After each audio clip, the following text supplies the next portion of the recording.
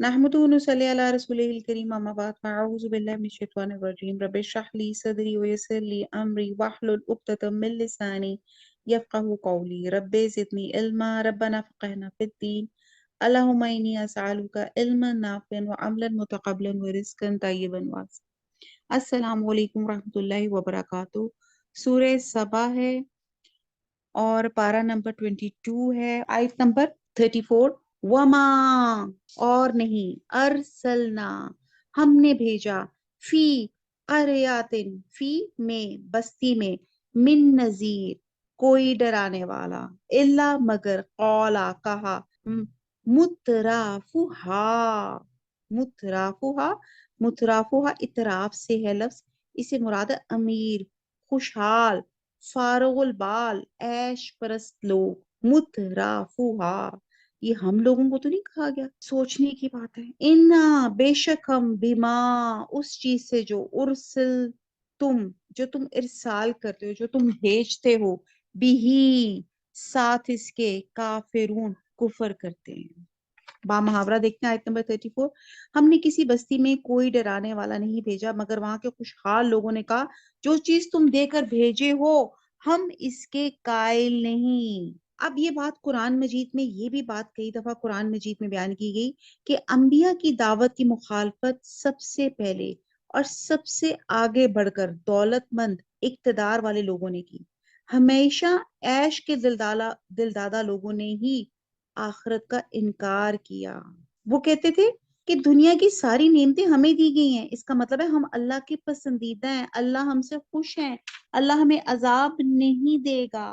अब ये उनकी खाम ख्याली थी, क्योंकि अल्लाह ताला ने बताया कि ये मालो दौलत की फरावानी अल्लाह की रजा की दलील नहीं है। अब ये खुशहाल तबका अपने इनकार की असल वजूहात तो बयान नहीं कर सका, लेकिन उन्होंने बड़ी खूबसूरत एक तरीके से, जिसको कहते हैं शुगर कोटेड सी बात बना के आगे ऐसे पेश की कि देखें जी, अल्लाह देखे ना दुनिया में हम पे खुश है, उन्होंने हमें माल की फरावानी, नेमते, गाड़ियां, कोठियां, दौलतों के अंबार, जेवरात, ये तमाम चीजों से नवाजा हुआ है। अगर अल्लाह ताला हमसे नाराज होते तो हमें दुनिया में भी कोई मतलब ऐसी चीजों से ना नवाजते। तो ये एक दलील है कि अल्लाह हमसे राजी है। और जिस आखिरत से तुम हमें डरा रहे हो, अगर कोई हुई भी, तो जो अल्लाह आज हमारी इस दुनिया पे मेहरबान है, वो हमारे आखिरत में भी हमारे पे मेहरबान रहेगा। तो यहाँ पे उनकी इस खाम ख्याली की तरदीद की गई कि माल और दौलत और ये नेमतें की बहुतात इस चीज की दलील नहीं है कि अल्लाह आपसे राजी है। ये तो पेपर्स हैं, ये आजमाइशों के पेपर्स हैं। आपकी जितनी, आपका पास माल है उसका पेपर है, आपकी जितनी नेमतें, हर नेमत का एक अलहदा पेपर है कि मेरी जो नेमतें हैं ये आपके पास अमानत है। अल्लाह ताला फरमाते हैं, इनको कैसे इस्तेमाल किया, जस्ट टेल मी, इसका यूजेज क्या था, हलाल था, हराम था, जायज था, नाजायज था। रिस्क की कमी बेशी का मामला तो अल्लाह की मईशत से ताल्लुक रखता है। तो बहरहाल आप ये मत सोचें कि ये मुझे अल्लाह ताला ने दुनिया में नवाजा है तो आखिरत में भी नवाजेंगे। ये तो हमें पेपर्स दिए हुए हैं कि हमने इनको कैसे सॉल्व किया है, अल्लाह की नेमतों के पेपर्स। मुझे अल्लाह ताला ने आंख दी, मैंने इस आंख को कहाँ इस्तेमाल किया। मुझे मेरे अल्लाह ताला ने मुझे हाथ पाँव दिए, मैंने उन हाथ पाँव को, उस नेमत को कहाँ इस्तेमाल किया। अल्लाह ताला ने मुझे अगर माल दिया, मुझे कुछ भी दिया, मुझे औलाद दी, मेरा इस्तेमाल मुझे बताएगा। अब आगे इसी के साथ अगली आयत है, वो भी से रिलेटेड है। वकालू, और वो कहेंगे, नहनु हम, अक्सरू बहुत ज्यादा हैं, अम्वालन माल, व औलादन और औलाद में, वमा नहनु और नहीं हम, बी मुअज्जबीन, मुअज्जब जिनको अजाब दिया जाए, मुअज्जब यानी कि अजाब दिए जाएंगे, बा मुहावरा हुआ। और ये भी कहने लगे कि हम बहुत सा माल और औलाद रखते हैं और हमको अजाब नहीं होगा। यानी कि उनको, उनके ज़हन में ये था कि दुनिया में भी अल्लाह ताला ने माल और औलाद दी, इसका मतलब अल्लाह हमसे खुश है, अल्लाह हमसे राजी है। आगे आयत नंबर 36 है, कुल कह दो, इन्ना बेशक, इन्ना रब्बी मेरा रब, यबसुतु, यबसुतु बसात से है, फराख करता है, रिस्क का रिस्क, लिमन यशा जिसके लिए चाहे, वो यकदिरु, और यकदिरु कदर से है, मिकदार से है, अंदाजे से है, और तंग कर देता है, वाला किन्ना और लेकिन, अक्सरा अक्सर, अन्नास लोग, ला नहीं, यालमून نہیں جانتے. با محاورہ دیکھیں کہ کہہ دو میرا رب جس کے لیے چاہتا ہے روزی فراخ کر دیتا ہے اور جس کے لیے چاہتا ہے تنگ کر دیتا ہے، لیکن اکثر لوگ نہیں جانتے. اللہ کی مشیت یہ ہے کہ وہ اس دنیا میں اپنے نافرمانوں اور فرما برداروں سب کو رزق دے. اس صورت میں اس دنیا میں انسان کی آزمائش ہو سکتی ہے. اگر وہ اس دنیا میں نافرمانوں کو رزق نہ دیتا یا ان پر رزق تنگ کر دیتا اور اپنے فرما برداروں کو رزق دیتا یا انہیں وافر رزق ادا کرتا تو پھر تو ہر ایک ایمان لے آئے گا. تو پھر اس میں انسانوں کی آزمائش تو نہیں ہوگی نا. اور اس کا دوسرا اسپیکٹ ہم یہ دیکھتے ہیں کہ بسا اوقات ظالم، چور، ڈاکو، مکار، فریب کار، ان کے پاس وافر رزق ہوتا ہے. حالانکہ ان صفات کو اور ایسی صفات کو رکھنے والے لوگوں کو اچھا نہیں سمجھا جاتا. پھر بھی ہم یہ دیکھتے ہیں کہ شریف لوگ، سچ بولنے والے، عہد کے پابند، کسی کو ہاتھ یا زبان سے تکلیف نہ پہنچانے والے، اللہ کے فرما بردار اور عبادت گزار لوگ فکر و فاقہ میں مبتلا ہوتے ہیں. انہی کے اوپر آزمائشیں بھی زیادہ آ رہی ہوتی ہیں. حالانکہ ان صفات کو اور ایسی صفات رکھنے والے انسانوں کو سبھی اچھا سمجھتے ہیں، لیکن پھر بھی یہ جو یہ نافرمان لوگ ہیں، اس قسم کے لوگوں کی کو جو دنیا میں اللہ تعالیٰ نے نعمتیں دی ہیں اور دوسری قسم کے لوگوں کو اللہ تعالیٰ نے جو تنگی دی ہے، یہ کیسے ہم کہہ سکتے ہیں کہ یہ اللہ کی رضا ہے، جبکہ زبان خلق بھی اس بات کی تردید کر رہی ہے. تو بات یہ ہے کہ یہ چیزیں کہ ہم سوچیں کہ یہ نعمتوں کی زیادتی سے لگ رہا ہے کہ اللہ خوش ہے، اور نعمتوں کی یا خوشحالی کی کمی کی وجہ سے یہ لگ رہا ہے آپ کو کہ اللہ تعالیٰ میرے سے ناراض ہے. تو یہ فارمولا ہی آپ کا غلط. تو بہرحال یہاں پہ اللہ تعالیٰ نے کلیئر کٹ بتا دیا کہ یہ جتنی آپ کے پاس نعمتیں ہیں، وہ تمام نعمت کا جو اللہ تعالیٰ نے آپ کو بلیسنگ دی ہے، اس کا شکر ادا کریں. اور ساتھ اس کا یہ پیپر ہے کہ میری یہ نعمت کو کس طرح گزارا، کس طرح اللہ کی رضا میں یا اللہ کی ناراضگی میں. اس کو آگے پھر مزید ایکسپلین کرتے ہیں 37 میں. وما، اور نہیں، اموالکم، تمہارا مال، ولا، اور نہ، اولادکم، تمہاری اولاد، باللتی، وہ جو کہ تقربکم، تقربو تو تم اور آگے قرب کہ مقرب بنا دے تم کو، اندانا، اندانا ہمارے پاس، زلفا، یہ انڈر لائن کر لیں، یہ نیا ورڈ لگے گا آپ کو، زلفا، درجے میں، مرتبے میں، نزدیکی میں، قدر و منزلت میں، قرب میں، یہ تمام میننگز آتے ہیں زلفا. اللہ، مگر، من، جو شخص، آمنا، ایمان لایا، وہ عاملہ صالحن، اور اس نے نیک عمل کیے، فاولئک، تو یہی لوگ ہیں، لہم، ان کے لیے، جزاء، جزا، بدلہ ہے، ضعفی، دو گنا، بما، اس کے باعث جو، عاملو، جو انہوں نے عمل کیا، فی الغرفاتی، اور وہ بھی غرفاتی، بالا خانوں میں. غرفات کہتے ہیں اونچے مکان کو، جس کی بہت جس کو کہتے ہیں نا کافی کثیر المنزل، جس کو کہتے ہیں نا جس کی منزلیں بہت زیادہ ہوں، بلند و بالا عمارت کو کہتے ہیں غرفات. آمینون، اطمینان، چین پانے والے. آیت نمبر 37 کو دوبارہ با محاورہ پڑھتے ہیں. اور تمہارا مال اور اولاد ایسی چیز نہیں کہ تم کو ہمارا مقرب بنا دے. ہاں، ہمارا مقرب وہ ہے جو ایمان لایا اور عمل نیک کرتا رہا. ایسی لوگوں کو ان کے اعمال کے سبب دگنا بدلہ ملے گا، اور وہ خاطر جمع سے بالا خانوں میں بیٹھے ہوں گے. اب پیچھے بتا کر کہ آزمائشوں کا، آپ کی نعمتوں کا پیپر ہے. آگے آیت نمبر 37 میں اللہ تعالیٰ فرماتے ہیں کہ اللہ تعالیٰ نے مال کو عربک میں خیر کہا گیا ہوا لفظ. خیر کو کہتے ہیں نا برکت کو. اب اس خیر کا استعمال اس کو اچھا یا برا بنا دیتا ہے. یعنی کہ وہ خیر، وہ مال اچھی چیز میں استعمال ہو تو اس کا اچھا استعمال ہے، اگر وہ بری اور اللہ کے نافرمانی کے کاموں میں استعمال ہے تو وہ پھر نجس ہے، ناپاک ہے. تو یہاں پہ مال اور اولاد ایسی چیزیں نہیں جو اللہ کے ہاں تقرب کا ذریعہ بن سکے، بلکہ یہی چیزیں اکثر انسانوں کے لیے اللہ کے تقرب کے بجائے الٹا اللہ سبحانہ تعالیٰ کے غضب اور غصے کا سبب بن جاتی ہیں اور اسے لے ڈوبتی ہیں. اور اس کے بجائے اللہ کے ہاں تقرب کا معیار اس آیت میں اگر آپ غور سے دیکھیں تو لکھا ہوا ہے ایمان اور اعمال صالحہ ہے. یعنی کہ اگر کوئی شخص ایمان لائے اور ایمان صالحہ بھی بجا لائے تو یہی مال اور اولاد اس کے لیے اللہ کے ہاں تقرب کا ذریعہ بن سکتا ہے. وہ یوں کہ وہ اپنے مال اور دولت کو اللہ کی راہ میں خرچ کرتا ہے اور اولاد کی درست تربیت کرتا ہے اور اسے اللہ کا فرما بردار بنا دیتا ہے. سبحان اللہ.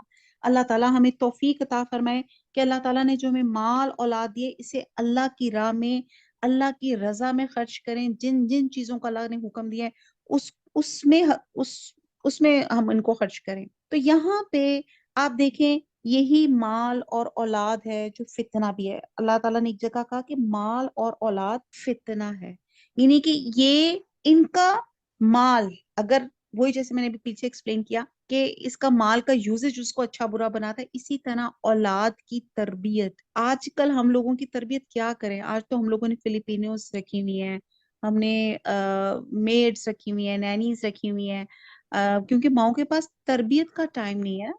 مدرس دے آر ویری سوشل، گھر کے کاموں کے لیے بھی بے انتہا نوکر ہیں اور ڈرائیورز ہیں، سب کچھ ہے، اور تربیت کے لیے بھی نوکر رکھے ہوئے ہیں. ہماری جو اپنی مائیں تھیں، اگر ہم اپنی جنریشن کی بات دیکھیں تو ان کی ہماری ماؤں کے پاس اتنی میڈس کی سہولیات بھی نہیں ہوتی تھی. ہاں ہوتی تھی لیکن ایک آدھ ہوتی تھی. آج تو ہمارے ہر کام کے لیے ایک تو علیحدہ ملازم ہے اور پلس ایک 24/7 ایک علیحدہ ہمارے پاس اسٹینڈ بائی ہوتا ہے، اندر والا علیحدہ اور باہر کے لیے ایک علیحدہ. اتنے نوکروں کے باوجود بھی ہم اپنی اولاد کی جو تربیت ہے اس میں ہم جو ہے ڈنڈی مارنا شروع ہو گئے. تو پھر ہم کیسی ایسی اولاد کی ہم پرورش کریں؟ تو اب آپ یہ دیکھیں کہ یہی اولاد اگر نیک ہے تو کیا بن جاتی ہے؟ باقیات الصالحات، یعنی کہ مرنے کے بعد بھی یہی اولاد آپ کو فائدہ دیتی ہے. اور یہی مال اگر آپ اس کو صدقہ جاریہ اللہ کی رضا کے کاموں میں کریں تو یہ بھی مرنے کے بعد آپ کو فائدہ دیتے ہیں. تو یہاں پہ مال اور اولاد اللہ تعالیٰ شرح صدر کرے، اللہ تعالیٰ ہم سب کو توفیق دے کہ اللہ تعالیٰ ہم اپنی مال اور اولاد کو بہترین کاموں میں لگا سکیں. اور پھر یہی نیک اولاد آپ کے لیے قیامت میں بھی آپ کے لیے صدقہ جاریہ بن جاتی ہے. پھر آگے کہا جا رہا ہے کہ زیف، یہ بھی آپ جو لفظ ہے نا زیف، یہ یعنی کہ آدھا، یعنی کہ کسی چیز کی مثل اتنا ہی. اور پھر یہی لفظ جو ہے کئی گناہ کے سلسلے میں بھی استعمال ہوا ہے. تو کتاب اور سنت کی صراحت کے مطابق یہ 10 گنا بھی ہو سکتا ہے اور 700 گنا بھی ہو سکتا ہے. تو اس میں ایک لطیف اشارہ دیا گیا ہے کہ ایماندار جنت کے ان بالا خانوں میں دائمی اور ابدی طور پہ قیام کریں گے، کیونکہ اگر ٹھکانہ عارضی ہو تو انسان کو امن اور چین اور اطمینان نصیب نہیں ہوتا. تو یہاں پہ بتایا جا رہا ہے کہ اسی مال اور اولاد کو بہترین اللہ کی راہ میں لگائیں گے تو اللہ تعالیٰ کیا دیں گے؟ فَأُولَئِكَ لَهُمْ جَزَاءُ الضِّعْفِ. اللہ تعالیٰ ہماری نیت پہ ہے کہ کتنا گناہ ہمیں اجر دیں گے، پھر پلس ہمیں بالا خانوں میں جگہ دیں گے. اب آپ یہ دیکھیں کہ ایکچولی ہمیشہ یہ ہوتا ہے کہ اللہ نے دنیا میں جتنے لوگوں کو زیادہ خوشحالی دی جاتی ہے وہی پیغمبروں کی تعلیم کے مخالف بن جاتے ہیں. اور بعد اوقات دنیاوی اعتبار سے وسائل کا زیادہ ہونا انسان کو ایک جھوٹے کانفیڈنس میں مبتلا کر دیتا ہے، کیونکہ یہ سب کچھ مجھے ملا ہے جس کا مطلب اللہ تعالیٰ راضی ہے مجھ سے تو اب میں جو چاہے کروں. وہ اپنا جھوٹا ظلم رکھتے ہیں. تو یہ کم یا زیادہ ملنا یہ تو اللہ کی طرف سے ہے. اور دنیا میں مال اور اولاد میں زیادہ ہونا اللہ کے قرب کی نشانی نہیں ہوتا. جن کے لیے ان کے عمل کی دوہری جزا ہے، یعنی کہ مال اور اولاد ان کے لیے صدقہ جاریہ بن جاتا ہے. جو دنیا میں جو عمل خود کرتے ہیں وہ ختم نہیں کرتے بلکہ اپنے مرنے کے بعد چاہتے ہیں کہ وہ ملٹی پلائی ہو جائیں. تو اس کے لیے اپنی مال اور اپنی اولاد کو بھی اللہ کے کاموں میں لگا دیتے ہیں. اور پھر کہتے ہیں اللہ تعالیٰ کہتے ہیں ان کے لیے دوہری جزا ہے، دوہرا ثواب ہے. اور ثواب کی انٹینسٹی بھی اللہ تعالیٰ بتائیں گے، ہو سکتا ہے اس سے بھی زیادہ ہو. وہ بلند و بالا عمارتوں میں امن سے رہیں گے. یہاں پھر دوسری مرتبہ بلند و بالا عمارتوں کی بات کی جا رہی ہے، سورہ فرقان میں بھی ہوئی تھی.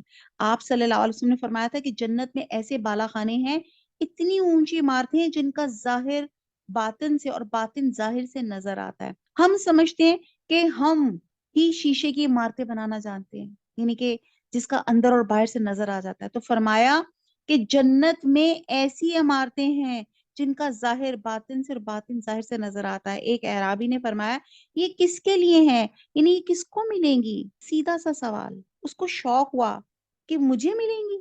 تو آپ صلی اللہ علیہ وسلم نے فرمایا جو نرم کلامی کرے، یعنی کہ لوگوں سے جو لوگوں سے بری بات کرے گا، کیونکہ یہ بہت مشکل کام ہے، یعنی کہ ہم چھوٹی چھوٹی بات پہ ہمارا ٹیمپر لوز ہو جاتا ہے. تو یہاں بتایا جا رہا ہے کہ کس کو ملے گا، جو نرم کلامی کرے گا، جو جو نرم مزاج ہوگا، کھانا کھلائے گا، اور لوگ سو رہے ہوں گے تو تہجد پڑے گا اور روزے رکھے گا اور کثرت سے روزے رکھے گا. یہ بالا خانہ اس کے لیے ہے. اس میں آپ دیکھیں کہ دو چیزیں ہیں، حقوق اللہ، اور دو چیزیں حقوق العباد سے تعلق رکھتی ہیں. یعنی کہ جس کی زندگی میں اعتدال اور بیلنس ہوتا ہے، ایسے نہیں کہ اللہ کا حق دینے لگے تو وہ بندوں کو بھول جائے، وہ بندوں کا بھی دینے لگے تو اللہ کو فراموش نہیں کرتا. سبحان اللہ. تو پھر ایسی لوگوں کے لیے غرفات ہیں، بلند و بالا. اور اسی آیت کو ہم وسیلہ بنا کے اللہ سے دعا مانگتے ہیں، اللہ تعالیٰ اللہم انی اسألوک جنت الفردوس، اللہ تعالیٰ ہم سب کو جنت الفردوس عطا فرمائے. آمین ثم آمین. نیکسٹ آیت پہ چلتے ہیں، آیت نمبر 39.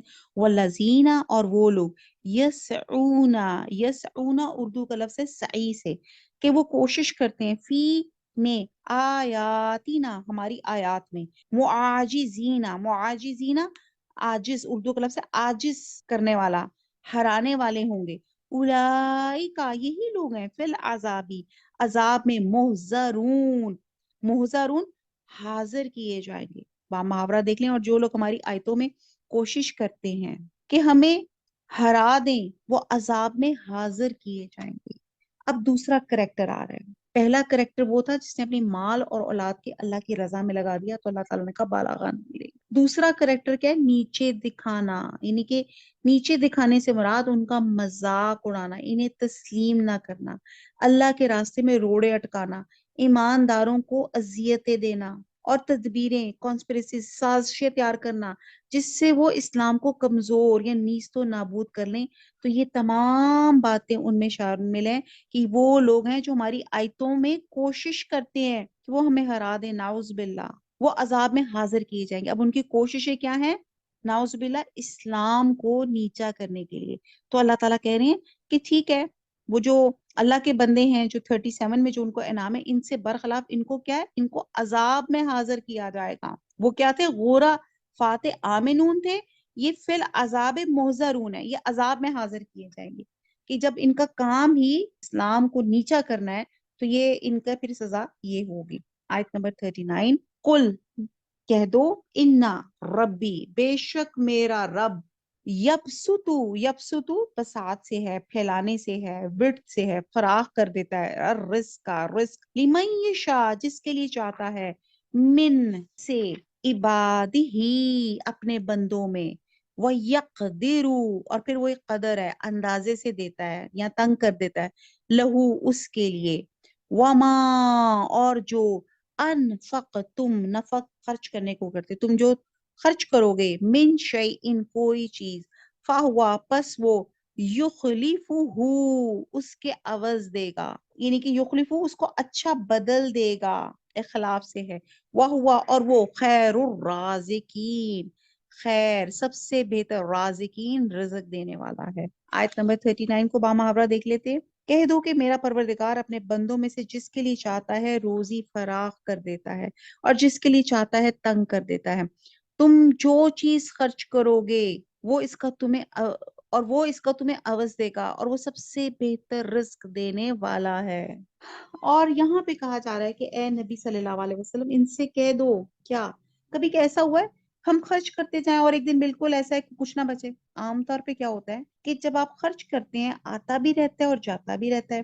پھر جب ہم اللہ کے راستے میں خرچ کرتے ہیں تو پھر ہمارا دل تھوڑا کیوں ہو جاتا ہے کہ اگر ہم نے اب یہ اللہ کے راستے پہ خرچ کیا تو ختم ہو جائے گا. تو یہاں پہ اللہ تعالیٰ فرما رہے ہیں جو کچھ تم خرچ کرتے ہو اس کی جگہ وہی تم کو اور دیتا ہے. اور یہاں پہ لفظ، یہ جو لفظ آ گیا نا جس پہ میں تھوڑا سا رک گئی تھی کہ یخلف ہو، یخلف اخلاف، اس کا مطلب ہے پیچھے سے اور لے آتا ہے. ایسے جیسے پائپ سے پانی آگے نکلتا جاتا ہے اور ٹینکی سے اور آتا جاتا ہے، آپ ٹیپ کھول بھی دیں وہ نکل بھی رہا ہو تو پیچھے سے اور آتا ہے. جیسے نفق کی بھی میں نے ڈیفائن کیا تھا، نفق جیسے ٹنل کہ مطلب ایک جگہ سے نکلتی جا رہی ہے پیچھے سے اور آتی جا رہی ہے. تو اسی طرح اللہ تعالیٰ فرما رہے ہیں کہ جب ہم اللہ کی راہ میں خرچ کریں گے تو پیچھے سے اللہ تعالیٰ اس کو اور بھرتا جائے گا، اور تمہارے ہاتھوں سے کم نہیں ہوتا، ختم نہیں ہوتا۔ اس کے بارے میں بڑی خوبصورت ایک حدیث ہے، اے ابن آدم خرچ کرو، میں تم پہ خرچ کروں گا، یعنی کہ تم دو تمہیں میں دوں گا۔ اور دو فرشتے کہتے ہر روز دعا کرتے ہیں اللہ دینے والوں کو پیچھے سے اور دے، یعنی اس کو کم نہ پڑے۔ تو بہرحال اس کو تھوڑا سا اور ڈیٹیل سے پڑھ لیتے ہیں، یعنی کہ یہاں پہ رزق کی بات کی جا رہی ہے۔ رزق کی فراخی نہ اللہ کی رضا کا معیار ہے، نہ انسان کی اپنی فلاح کا۔ پیچھے سارا یہی بات ہو رہی تھی نا، لوگ کہہ رہے تھے، اونچے لوگ، بڑے لوگ، خوشحال لوگ، کہ دنیا میں سب کچھ ہے، اس کا مطلب اللہ راضی ہے، تو اللہ تعالیٰ نے نوازا ہوا ہے۔ اور جو تم لوگ غریب لوگ ہیں، تم لوگ جو ڈر ڈر کے اور سہم سہم کی زندگیاں گزارے ہو، کھانے پینے کو کچھ نہیں، اس کا مطلب تم سے اللہ ناراض ہے۔ جو انہوں نے ایک اپنی فلسفی خود بخود بنا لی تھی، اس کے جواب میں اللہ تعالیٰ فرما رہے ہیں کہ رزق کی فراخی یہ اللہ کی رضا کا معیار نہیں ہے، نہ انسان کی اپنی کامیابی کا معیار ہے، بلکہ رزق کا تعلق صرف مشیت الہی سے ہے، جس میں اللہ تعالیٰ کی بہت سی حکمتیں ہیں۔ بسا اوقات وہ ظالموں کو زیادہ رزق دیتا ہے، کیوں؟ تاکہ انہیں شدید عذاب کا مستحق بنائے، اور بعد دفعہ اپنے فرما برداروں کو فکر و فاقہ میں مبتلا کرتا ہے، کیوں؟ کیونکہ ان کے درجات بڑھا دے۔ سبحان اللہ۔ یہ پوائنٹ اگر مجھے اور آپ کو سمجھ آ جائے نا، تو ہمیں دنیا سے، دنیا والوں سے کبھی کوئی شکوہ، کوئی کمپلین ہی نہ رہے، کہ اللہ تعالیٰ کی حکمت ہے، کسی کو زیادہ دیے، کسی کو کم دیا۔ آپ سوچیں، آپ کی اپنی اولاد میں سے آپ دیکھیں گے، یا ہم اپنے بہن بھائیوں میں سے دیکھیں گے، ایک ہی ماں باپ کی اولاد ہیں، لیکن ہر ایک کا سٹیٹس اور فائنینشیل سٹیٹس سب کا فرق ہوتا ہے۔ تو یہ اللہ تعالیٰ دیکھنا چاہتے ہیں، کبھی دے کر آزماتے ہیں اور کبھی نہ دے کر آزماتے ہیں۔ تو یہ کتنی خوبصورت بات ہے کہ اللہ تعالیٰ سم ٹائمز زیادہ بلیسنگز دے کے اور ان بلیسنگز کے غلط استعمال سے ایک بندہ عذاب کا مستحق ہو جاتا ہے، اور سم ٹائم اللہ تعالیٰ اپنے فرما بردار لوگوں کو بہت سی آزمائشوں میں ڈالتا ہے، کیوں؟ تاکہ ان کے درجات بلند کر دے۔ سبحان اللہ۔ دولت بذات خود ایک ڈھلتی چھاؤں ہے، ایک ہی آدمی کے پاس کبھی زیادہ آ جاتی ہے، کبھی سے چھن جاتی ہے، اور پھر مال و دولت ہی استقرار اور استقلال نہیں ہے، پھر ہم اسے کیسے خیر اور شر کا معیار، ہم کیسے اس کو سٹینڈرڈ بنا سکتے ہیں؟ اور پھر یہاں پہ اللہ تعالیٰ نے بہت ترغیب کی اللہ کی راہ میں خرچ کرنے کے لیے، یہاں اللہ تعالیٰ نے خوشخبری دی، اور یہ حقیقت بیان کی گئی جو ہم سب کے ایکسپیرینس میں بات آتی ہے، کہ اللہ کی راہ میں اللہ کی رضا کے لیے خلوص نیت کے ساتھ انسان جو کچھ خرچ کرتا ہے، اللہ اس کی جگہ اس خرچ کیے ہوئے مال جتنا یا اس سے زیادہ دے دیتا ہے، اور وہ کس ذریعے سے دیتا ہے یہ اللہ ہی جانتا ہے۔ بہرحال ہمارا ایکسپیرینس ہے، اور اس میں ہم تھوڑی سی احادیث پڑھ لیتے ہیں کہ جیسے میں نے ایک آپ کو بتائی کہ اللہ تعالیٰ فرماتے ہیں آدم کے بیٹے تو دوسروں پہ خرچ کر، میں تجھ پہ خرچ کروں گا۔ یہ بخاری کی اوتھینٹک حدیث کا ایک مفہوم ہے۔ سیدہ اسما بنت ابی بکر ایک دفعہ آپ صلی اللہ علیہ وسلم کے پاس آئیں، اور آپ نے اسے ہدایت فرمائی کہ روپیہ پیسہ ہتھیلی میں بند کر کے مت رکھو، ورنہ اللہ بھی تمہارا رزق بند کر کے رکھے گا، بلکہ جہاں تک ہو سکے خیرات کرتی رہو۔ یہ بھی بخاری کی حدیث کا مفہوم ہے۔ سیدنا ابو ہریرہ کہتے ہیں کہ حضور صلی اللہ علیہ وسلم نے فرمایا کہ بندوں پہ کوئی دن ایسا نہیں گزرتا جس دن صبح دو فرشتے نازل نہ ہو، ان میں سے ایک یوں دعا کرتا ہے یا اللہ خرچ کرنے والے کو اس کا بدل دے، اور دوسرا یوں دعا کرتے یا اللہ بخیل کا مال تباہ کر دے۔ یہ بھی بخاری حدیث کا مفہوم ہے۔ سیدنا انس کہتے ہیں کہ آپ صلی اللہ علیہ وسلم نے فرمایا کہ جس شخص کو یہ بات اچھی لگے، اس کا رزق شادہ اور اس کی عمر دراز ہو، وہ رشتہ داروں سے اچھا سلوک کرے۔ آپ دیکھیں کتنی زبردست پوائنٹ ہے کہ ہم سب میں سے یہ بات میں بہت دفعہ کہہ چکی ہوں کہ دو چیزیں ہم سب کو بڑی مرغوب ہوتی ہیں، ایک کیا؟ رزق میں برکت، اور دوسری عمر میں برکت۔ تو اللہ تعالیٰ نے اس کی ریمیڈی کیا بتا دی کہ کیا کرو، رزق میں برکت کیسے آئے گی اور عمر میں برکت کیسے آئے گی؟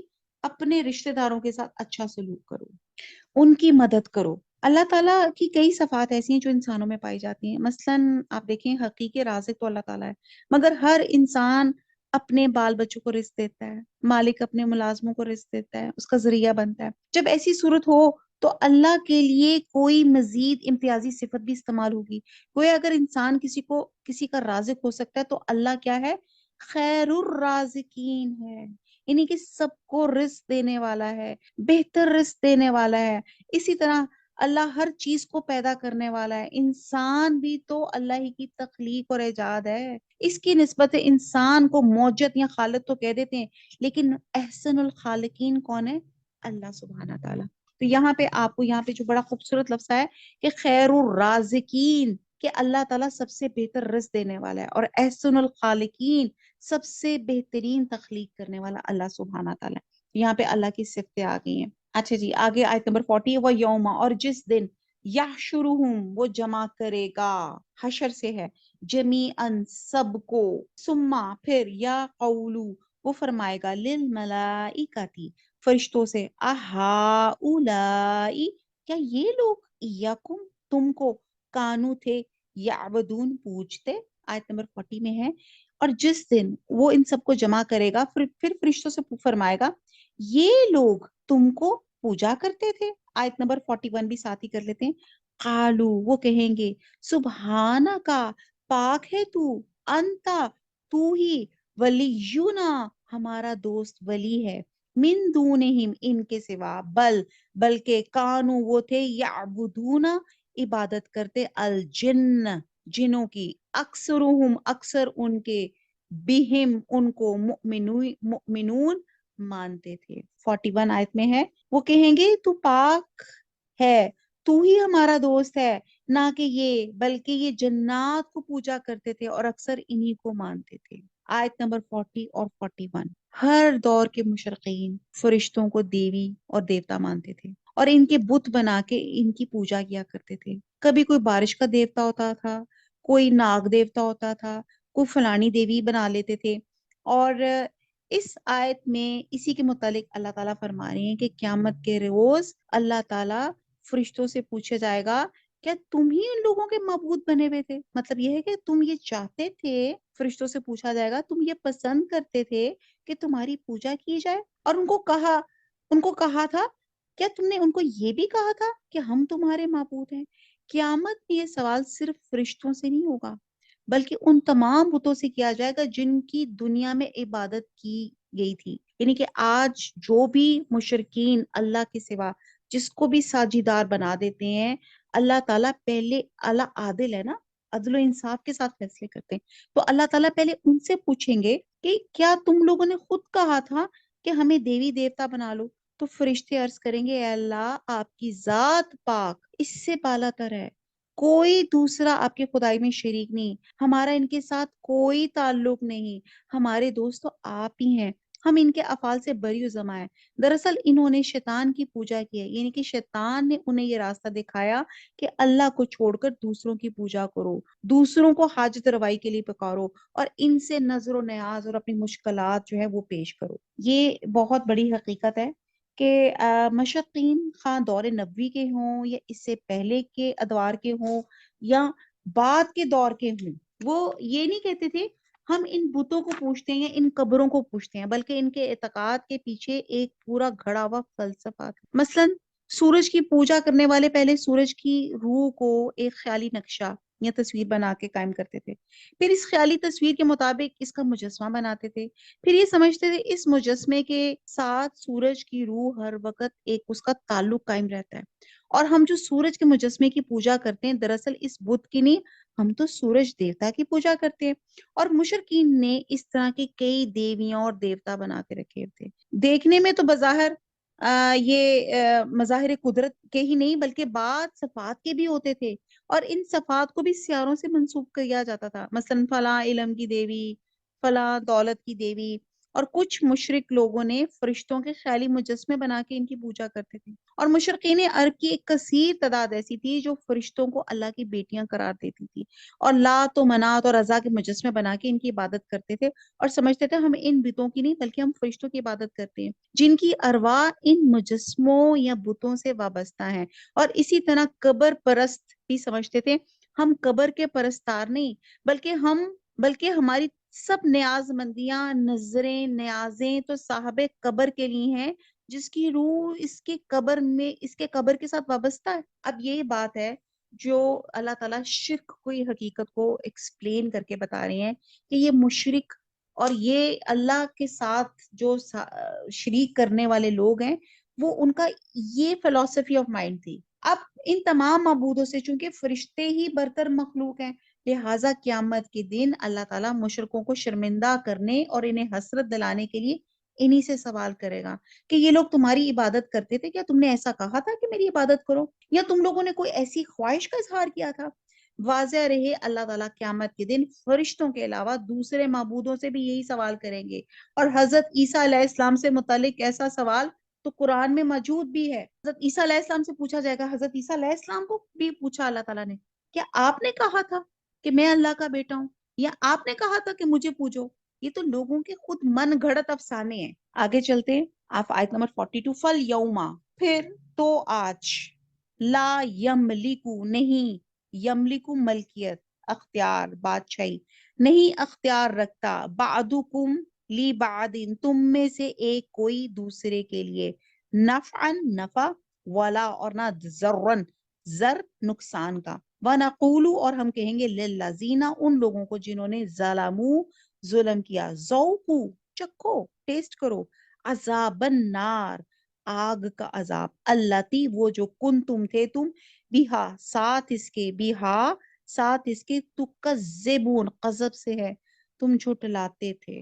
آیت نمبر 42 ہے با محاورہ، تو آج تم میں سے کوئی کسی کو نفع اور نقصان پہنچانے کا اختیار نہیں رکھتا، اور ہم ظالموں سے کہیں گے کہ دوزخ کے عذاب کا دوزخ کے عذاب کا جس کو تم جھوٹ سمجھتے تھے مزہ چکھو۔ اس وقت اللہ کے حضور فرشتے بھی موجود ہوں گے، مشرقین بھی ہوں گے، شیاطین بھی ہوں گے، اور یہ سب اللہ کے سامنے محکوم اور بے بس ہوں گے۔ فرشتے بھی مشرکوں سے بیزار ہوں گے، شیطان بھی، اور مشرک فرشتوں کے جواب مشرک فرشتوں کے جواب کی وجہ سے اور بھی بیزار ہوں گے، اور شیطانوں سے بھی جنہوں نے شرک کی راہ پہ ڈالا تھا۔ پیچھے ہم نے کنورسیشن پڑھی تھی نا کہ جو لوگ گمراہ ہوئے وہ اپنی گمراہی کا الزام اپنی پیروں فقیروں پہ یا جن کی وہ پرستش کرتے تھے ان پہ ڈالیں گے، تو گویا ہر ایک کو دوسرے سے بیزاری ہوگی، ہر ایک بے بس ہوگا، تو اس صورتحال میں وہ ایک دوسرے کو کیا فائدہ پہنچا سکیں گے؟